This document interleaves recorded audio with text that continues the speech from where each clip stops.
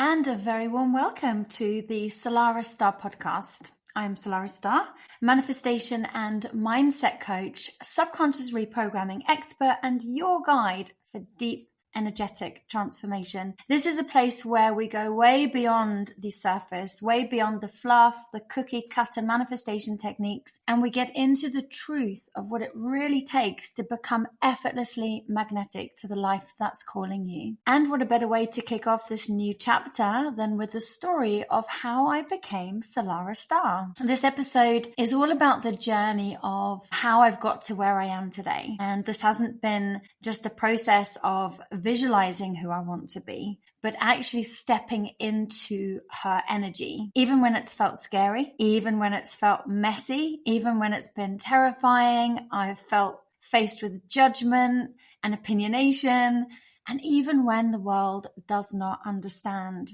So how do you evolve into a version of yourself that feels fully aligned and authentic, especially when the world expects you to stay the same? There's something that happens when a part of your life no longer feels like it fits. It kind of starts quietly to begin with. You can't always name it straight away. You just kind of sense a dis-ease, an anxiety, a depression, an unhappiness of some sorts. There might be a kind of feeling in the pit of your stomach, tugging your chest, like a friction in your body, and just kind of a feeling that something doesn't feel right anymore.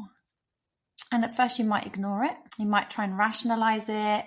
You might try and push it down. And you will probably try and carry on as normal, as I did for such a long time. But the more you grow, the more that you are on this pathway, the louder that this disconnected feeling will get.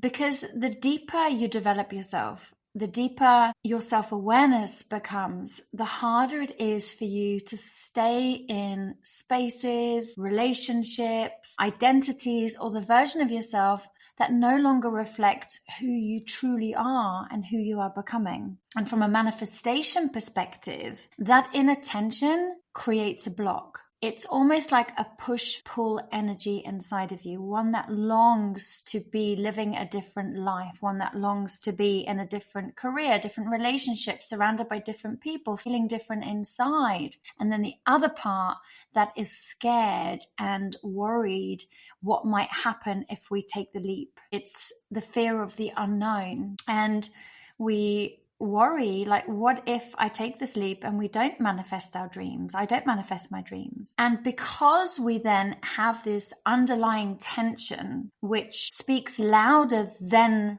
the dreams, we manifest from our energetic tension. So our energetic baseline, which in more cases than not, it's going to be from that fearful energy. So remember, we always manifest from the energy that we are coming from. And a lot of the time that does happen subconsciously. So if that underlying frequency is built on feeling misaligned, built on feeling frustration, feeling resentment, perhaps even feeling confused, or even in some respects, if you're self-abandoning by not having healthy boundaries or people-pleasing, we end up attracting more situations that mirror exactly that. So the universe doesn't necessarily respond to what we say that we want. It responds to the energy that we are emitting and the energy of who we are being. And that was me with my name. And you may not be in a position where you're thinking of changing your name, but you may be thinking of changing your relationship or changing your career or something else. So regardless of anything, something within my sharing will no doubt fit if you are in that position. So in order to understand how I became me, I wouldn't mind just sharing a little bit and taking you back. So my birth name always felt like it was quite a hard name. Energetically, it didn't feel like it flowed for me. It kind of almost felt like sharp and harsh and even a little bit heavy, to be honest. And it also felt like a name that I had to constantly correct. So instead of being called my birth name, which was Carolyn, which might sound a bit odd for those of you who've known me as Salarah, it sounds odd to me even saying it, I'd get called such a combination of it. I'd get called Carol, Caroline, even kids couldn't pronounce it. I'd called Caravan or Caramel. and Kaz. Now, there's nothing wrong with any of those names. In fact, they're beautiful names, but they were not my name. And I felt like I had to always fight for my identity. I always had to correct the world. And in the end, I just kind of gave up, to be honest, especially when even my family members would get my name wrong. It would be like, what's the point? But underlying, I also knew that there was something quite significant in me having to continuously affirm and express who I was, but also something in me giving up with that as well. So I either had to accept my name, even though I didn't like it, even though it didn't work, even though it just felt completely misaligned, or I needed to do something about it. And a massive turning point for me was when I actually looked up my name meanings. I don't know if you've ever done that, if you've gone on Google and what is the meaning of my name, And when I did that, it came up with feminine manly. And I was horrified. I was like, feminine manly? I mean, that in itself is kind of a push-pull energy. It's not quite congruent in one feminine or manly camp. It's, kind of like a push and pull of both. But I didn't really like the manly part, to be honest, because I always saw myself as quite feminine, or at least that was something I wanted to be more of. So you can imagine how that landed. I was just absolutely horrified. And energetically, like I said, I just knew it wasn't aligned anyway. And the deeper I got into working with some of my hurt, my traumas, my pain from the past, I no longer identified with that part of my life. I also understood that there's a lot of energy in our name, which I'll go into in a moment, from a numerology perspective. And the more I understood manifestation and vibrational frequency, the more of a niggle my name became, because I knew that energetically I would always be having to work harder to get the life that I wanted to experience. And as a result of that, the more out of place my name felt, and things started to evolve as a result of that. So going back to 2003, when I first started understanding the power of a name, I met a woman who, she didn't just study numerology, she actually lived it and she taught it. And she introduced me to the power and the precision behind numbers, and how the letters in our name correspond to specific frequencies. Like each letter holds a numeric vibration. And when all of those numbers are added together, your full name then equates to a number that influences the energy that you carry. It influences the challenges that you face, and even the opportunities that you attract or don't attract into your life. So it either works with you or against you, but for some it could also be more of a neutral, rather than helping to give you a leg up on your journey. It could, just kind of keep you muted in some respects as well. And there's more to it than this. Like, it doesn't just equate down to a single digit. You have to understand numerology to know what I mean by that. But there are other things like master numbers, 11, 22, 33, and they carry more powerful energy behind them. What fascinated me the most was how my name was either supporting or conflicting with my life path, my passion, and my purpose, and even my health. Like, I was experiencing extremely poor health.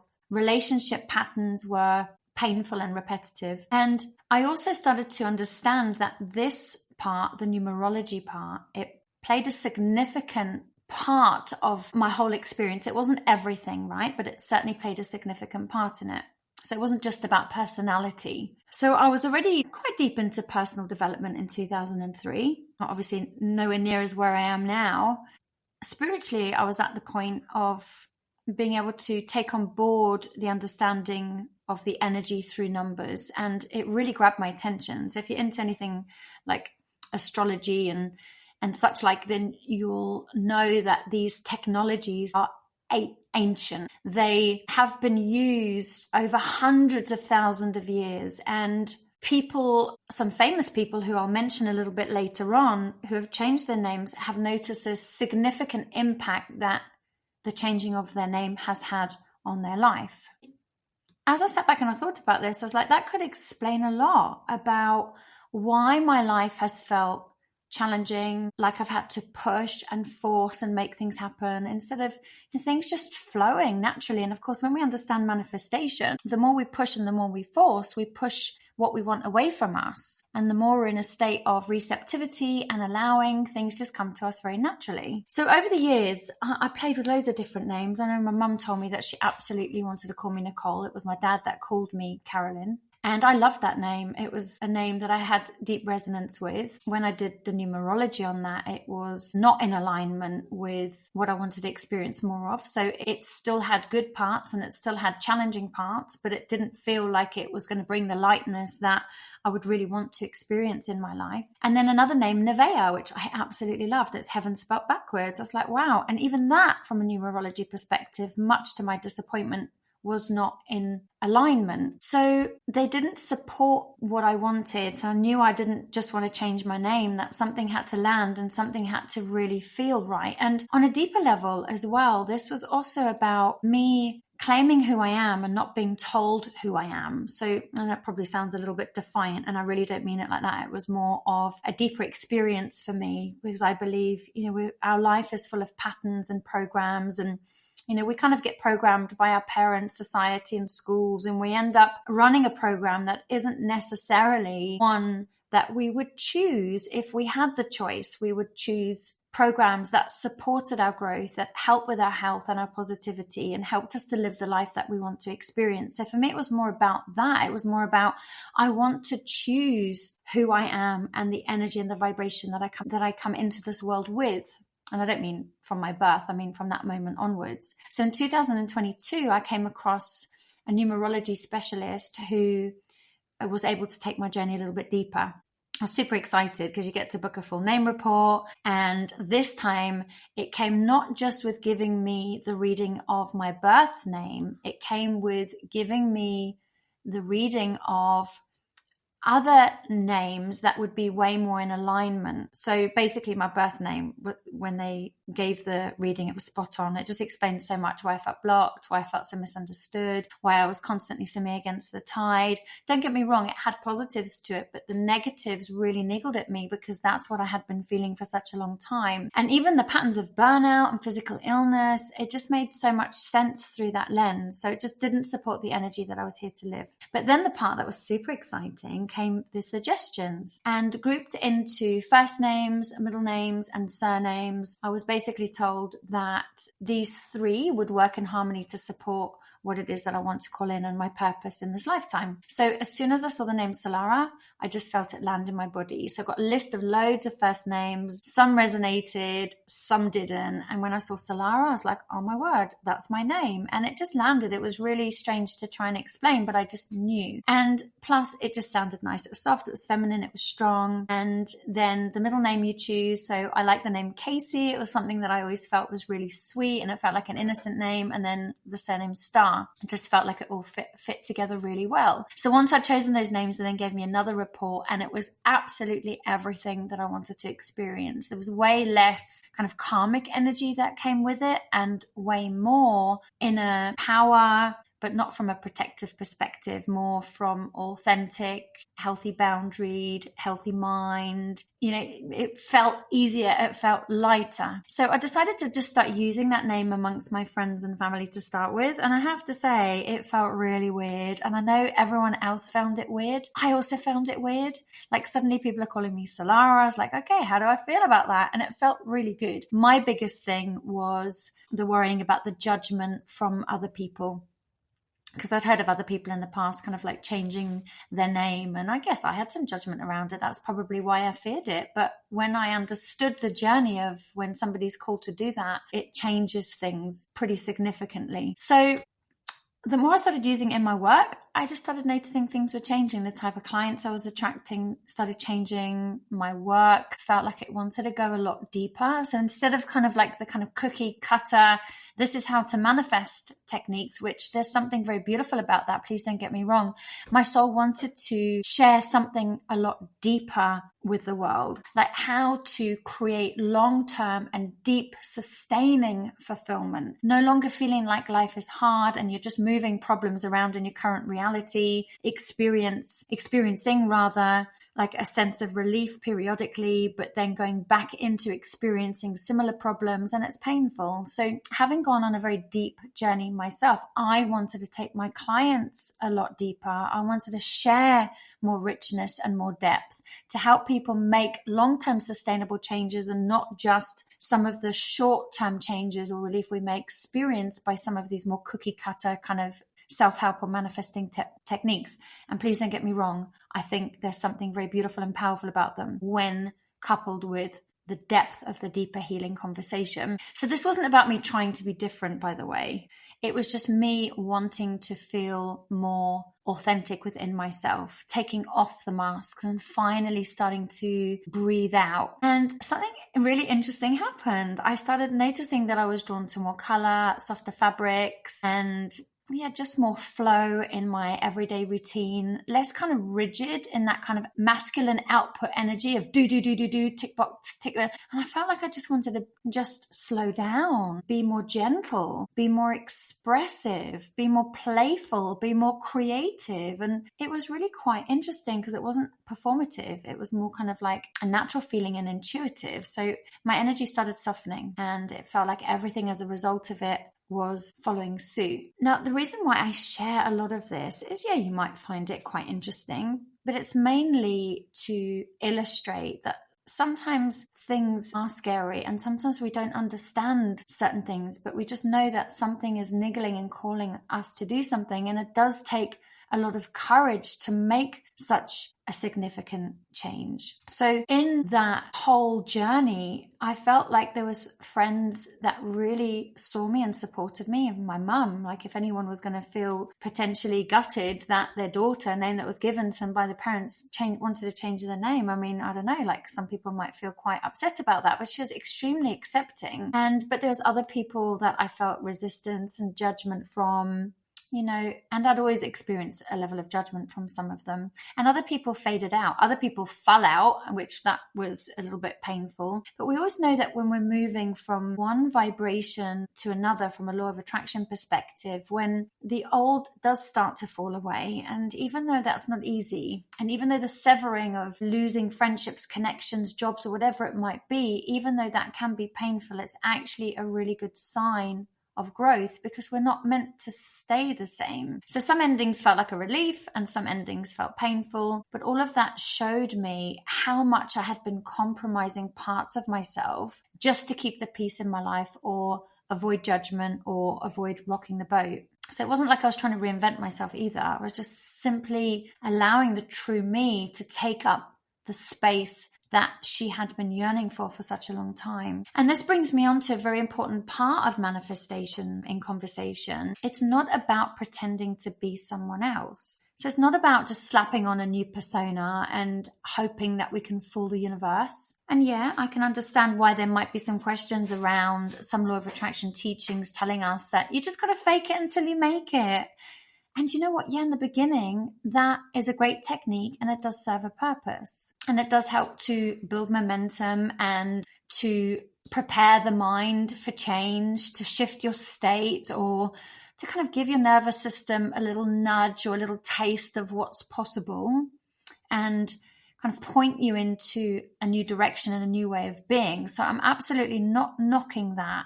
But I also believe that faking it until you make it will only get you so far, which is great. And we want that to get us to a certain point. But what happens beyond that then? I believe that we cannot fake energetic alignment. I have tried it. So it's not just that I believe it. I know that we can't.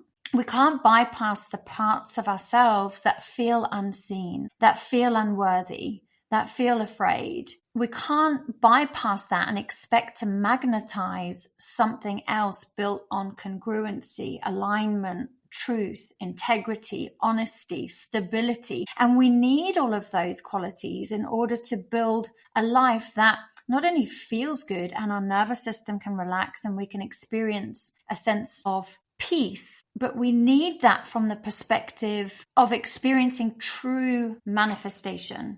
The kind that feels whole, the kind that we're not fake, the kind that's not fake rather, the kind that is long lasting, and the kind that actually feels good in your body. And that doesn't come from pretending. That comes from congruency, integrity, honesty, alignment, and pivoting into those frequencies, into like integrity, honesty, alignment, etc. It takes time. It's not something that we can do overnight, because our programs are layered upon layered upon layered, some built from deep hurt over the past, and those alone take time to work through. So this is something that we can point the arrow towards wanting to experience in our life ultimately, and trust the universe will bring the people, the information, and the conversations we need along our pathway to help us shed everything that we thought we were, in order to reveal the true us that was always living underneath all of that. And this is about learning to live from the most honest version of yourself. So the deeper work is the truly magnetic work. This is where the effortless manifestation comes from.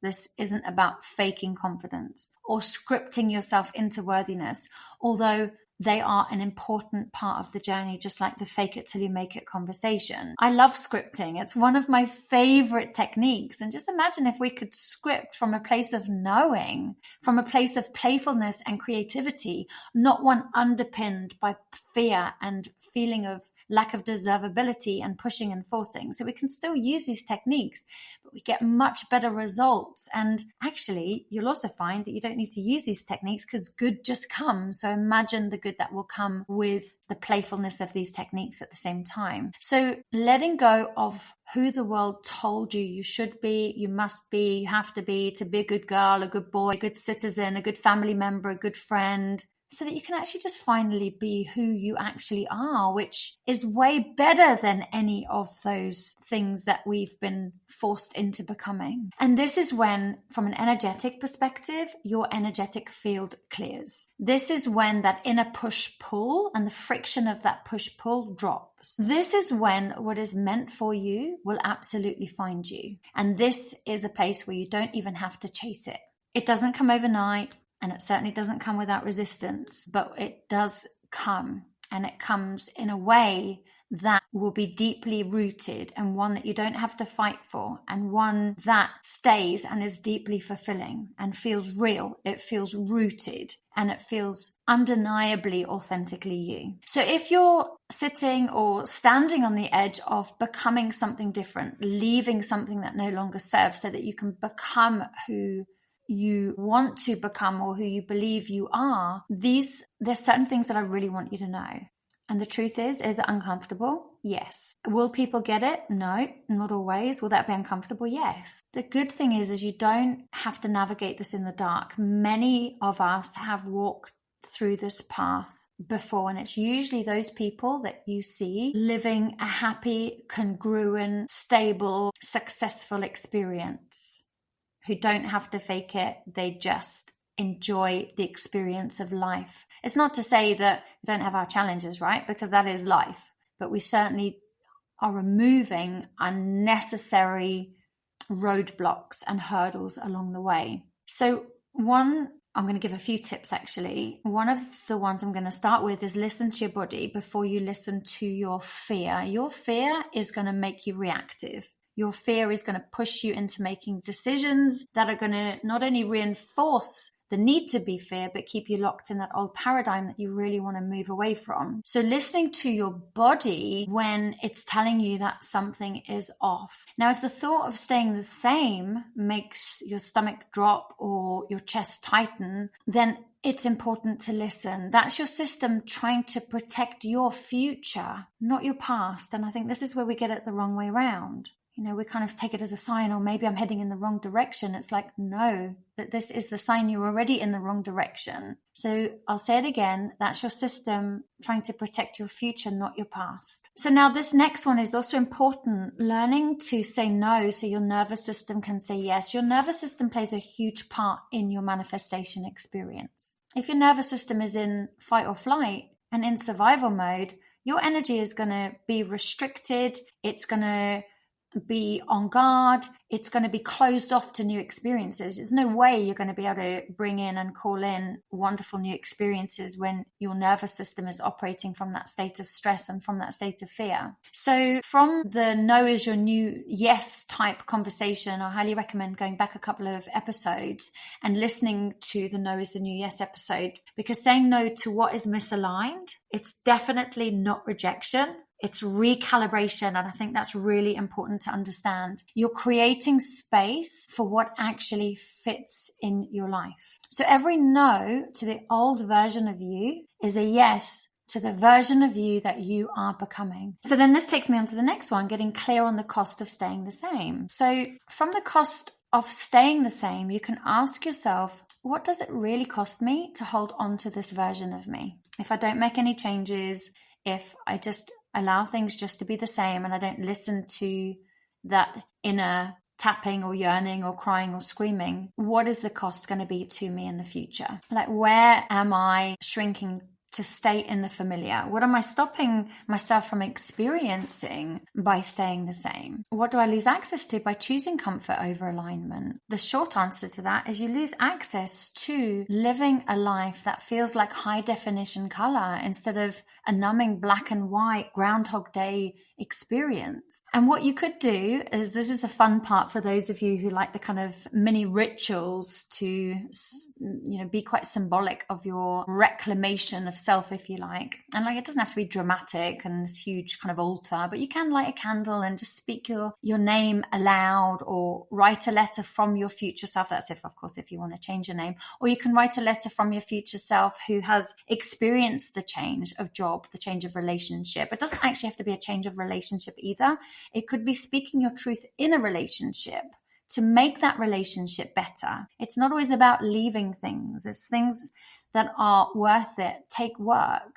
It could be about setting a boundary, or maybe just changing up your wardrobe and wearing something that makes you feel more like that person you are becoming. These acts, however small, they anchor your new frequency into the physical. So it's it's about getting very clear on what that future you looks like and starting to observe how he or she lives her life, how she walks, how she talks, how she eats, all these different things, how she holds herself, what she believes in herself, and taking one small thing from that future self to start doing in current time begins to align you quicker. And this is really important. Alignment isn't always applause worthy. Some people are not going to clap. Some people will not understand what on earth you're doing and think you're having some kind of midlife crisis, or have some kind of thoughts or judgments around your changes you're making, or how you're living your life, or new boundaries you're putting in place, etc. That's okay. Let them go. And that's a really good opportunity to mention Mel Robbins' book, The Let Them Theory. Absolutely fantastic. I highly recommend that. Remember, true alignment and living life on your terms doesn't require permission from anybody else, but it does require devotion to yourself, to your truth, to your peace, and to your path. Because when you are in alignment, when you're in a place of honesty and integrity and joy and creativity, you bring a very light vibration to this earth, which helps with the overall healing of it. Imagine if everybody did that. This earth would be a completely different place. So please don't underestimate the power of these shifts. But not just that, on a more micro shift conversation, the people in your life are going to benefit more from you, from the real you. They're going to see you laugh more, enjoy life more, and that energy is going to rub off on them. And then you're going to end up affecting change in other people's lives just by you showing up differently without even trying. And finally, be willing to let go without needing closure from certain people or situations. Not everyone gets a seat in your next chapter. And that can be tough. That can be really tough, especially if some people have been in your life for some time. There's a lot of emotional connection associated with them. That can be tricky and challenging. And that's something that needs to be handled very gently and with a lot of love and compassion. And also remember that does not mean that you're wrong for evolving at all. It means you're honoring the chapter that you're here to live next. And everybody has the ability and the permission slip to do exactly the same. So just some closing thoughts now. If or question rather, if you could go back and talk to the version of yourself who was scared to let go of something in her life, a bit like the old version of me and my old name, what would you tell them? That version of you that was scared to make the change or put the boundary in place or have that conversation, what would you tell them? I would certainly add in that you're not crazy, you're not evolving, you're just stepping into a higher version of yourself. You're stepping into your truth. You're choosing living life in honesty and integrity and alignment. And this is such powerful soul medicine. And sharing my story with you today has felt like a really good line in the sand of time to start this new chapter of me with you as well, for these deeper conversations, for helping you to make long-term and sustainable changes which bring you deep fulfillment, to live life in full definition color with joy and creativity. Is it going to be easy to get there? No. But either way, if you stay the same, it's difficult. If you choose to move into a different version of yourself, it's going to be difficult. You may as well choose one which brings you freedom and lightness to your soul. So if you've ever felt that push-pull inside to evolve, to let something go or claim a version of yourself, I would love to hear from you. So please feel free to connect with me on Instagram at Salarah K Starre. Of course, you can email me, salarah@salarahstarre.com. And please share this episode with somebody that you feel this may resonate with as well. And it has been an absolute honor to be with you. Thank you for staying connected. Thank you for listening. And thank you for hearing my story too and holding space for that. And all I will say is do everything you can to believe that you can achieve the life that you desire, because I promise you, it is absolutely available to you. Anyway, take care. I will be back with you soon. Bye for now.